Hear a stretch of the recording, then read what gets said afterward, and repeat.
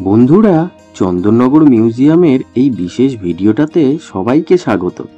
কিছুদিন আগেই এই ঐতিহাসিক চন্দননগরের বিশেষ 10টি জায়গা ঘুরে দেখিয়েছি তোমাদের। সেই ভিডিওটা দেখে অনেকেই কমেন্ট করেছিল যে চন্দননগর মিউজিয়ামের আলাদা করে একটা পূর্ণাঙ্গ ভিডিও বানানোর জন্য।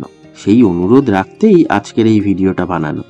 চন্দননগর মিউজিয়াম আসতে হলে চন্দননগর স্টেশন থেকে 10 টাকা টোটো ভাড়া দিয়ে চলে আসো রানীঘাট বা এই চন্দননগর স্ট্যান্ডের সামনে, যাকে অনেকে জোড়াঘাট বলেও চেনে। ঠিক এর উল্টো দিকেই আছে দেখবে সিক্রেট হার্ট চার্চ। তবে চার্চের গলিতে না ঢুকে এগিয়ে যেতে হবে জাস্ট একটু সামনের দিকে।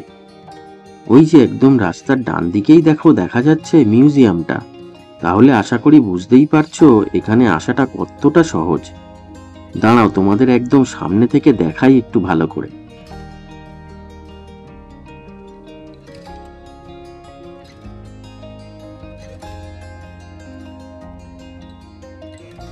চলো রাস্তা পার করে এবার ভিতরে ঢোকা যাক। এই চন্দননগর মিউজিয়ামের পুরো নাম হলো the Indo French cultural centre and museum. মিউজিয়ামটা খোলা থাকে বৃহস্পতিবার ও শনিবার বাদ দিয়ে প্রতিদিন সকাল 11টা থেকে বিকেল 5:30 অবধি। আর প্রবেশ মূল্য মাত্র 5 টাকা। তবে ফরেনারদের জন্য লাগবে 20 টাকা মাথাপিছু টিকিট। গেট দিয়ে ঢুকে ডান দিকে পেয়ে যাবে একটি বিজ্ঞপ্তি বোর্ড, যাতে লেখা আছে এই মিউজিয়াম চত্বরে প্লাস্টিকের ব্যাগে খাবার নিয়ে প্রবেশ নিষেধ ও বাগানের মধ্যে হাঁটাচলা করা নিষেধ সহ আরো অনেক নিয়মাবলী। 1740 সালে তৎকালীন রাজ্যপালের আবাসিক ভবন হিসেবে বানানো হয় এই প্রাসাদ এবং 1961 সালে এটিকে রূপান্তরিত করা হয় মিউজিয়ামে। এখানে বিরল ফরাসি প্রাচীন জিনিসপত্রের সংগ্রহ রয়েছে, যেমন অ্যাংলো ফরাসি যুদ্ধে ব্যবহৃত বন্দুক, কামান, ফরাসি গভর্নর জেনারেলদের ব্যক্তিগত জিনিসপত্র, পেন্টিং এবং 18 শতকের কাঠের আসবাবপত্র, যা বিশ্বের অন্য কোথাও খুঁজে পাওয়া কঠিন। এখানকার প্রদর্শনীতে রয়েছে ফরাসি ভারতের গভর্নর জেনারেল ডুপ্লেক্স সাহেব দ্বারা ব্যবহৃত নানান জিনিসপত্র। তার নিজের একটি আবক্ষ মার্বেল মূর্তিও রয়েছে। এছাড়াও আছে নানান পটচিত্র, প্রাচীন পুঁথি, ছাপাখানা মেশিন, পোড়ামাটির বিভিন্ন সরঞ্জাম, লণ্ঠন, ঝাড়বাতি, পালঙ্ক, ডাইনিং টেবিল, ড্রেসিং টেবিল সহ আরো অনেক কিছু। এই চন্দননগর মিউজিয়াম বা ইনস্টিটিউট দি চন্দননগর, যা ডুপ্লেক্স প্যালেস নামেও পরিচিত, যা কিনা পশ্চিমবঙ্গের প্রাচীনতম জাদুঘরের মধ্যে একটি। সিঁড়ি দিয়ে উঠে সামনেই বাঁদিকে চোখে পড়বে টিকিট কাউন্টার। আরো চোখে পড়বে বিশাল বিশাল পিলার সহ উপরের সুন্দর কড়িকাঠ।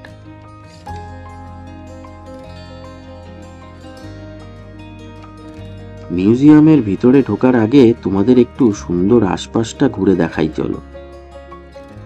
এই দিকটা থেকে মিউজিয়ামের পিছনের দিকে যাওয়া যায়।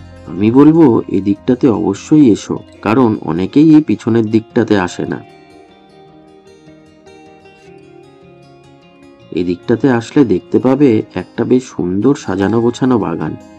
তোমাদের দেখাই একটু ভালো করে।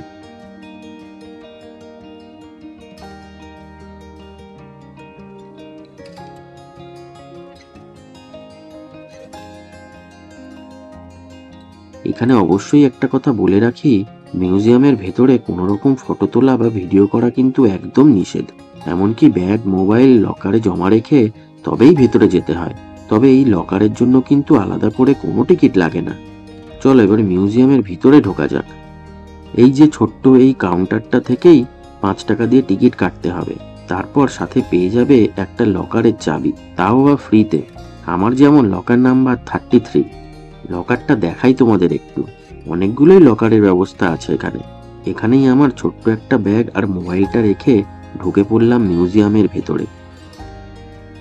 আগেই বলেছি মিউজিয়ামের ভেতরে ফটো তোলা বা ভিডিও করা একদম বারণ। তবে ভিতরে কত ধরনের ঐতিহাসিক দুর্লভ্য সব জিনিস রাখা আছে সেগুলো সম্পর্কে তোমাদের একটু আইডিয়া দেওয়ার জন্য জাস্ট কয়েকটা স্যাম্পল দেখাচ্ছি। এখানকার প্রদর্শনীতে রয়েছে ফরাসি ভারতের গভর্নর জেনারেল ডুপ্লেক্স সাহেব দ্বারা ব্যবহৃত নানান জিনিসপত্র। এছাড়াও আছে নানান পটচিত্র, প্রাচীন পুঁথি, ছাপাখানা মেশিন, পোড়ামাটির বিভিন্ন সরঞ্জাম, লণ্ঠন, ঝাড়বাতি, পালঙ্ক, ডাইনিং টেবিল, ড্রেসিং টেবিল সহ আরো অনেক কিছু।